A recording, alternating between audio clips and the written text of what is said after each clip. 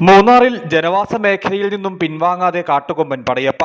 കഴിഞ്ഞ കുറച്ച് ദിവസങ്ങളിലായി സൈലന്റ് വാലി എസ്റ്റേറ്റിലും കുറ്റിയാർ വാലി മേഖലയിലും ചുറ്റിത്തിരിഞ്ഞിരുന്ന പടയപ്പ ഇന്നലെ രാത്രി മൂന്നാർ മാട്ടുപ്പെട്ടി റോഡിലിറങ്ങി.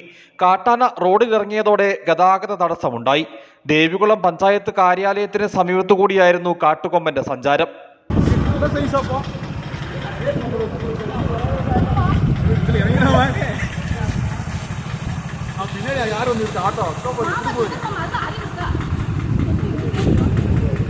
നെറ്റിമേട് റോഡിലൂടെയായിരുന്നു പടയപ്പ പഞ്ചായത്ത് കാര്യാലയത്തിന്റെ ഭാഗത്തേക്ക് എത്തിയത്. ആനയെ കണ്ട് നാട്ടുകാർ ബഹളമുണ്ടാക്കിയെങ്കിലും പടയപ്പ പിൻവാങ്ങിയില്ല.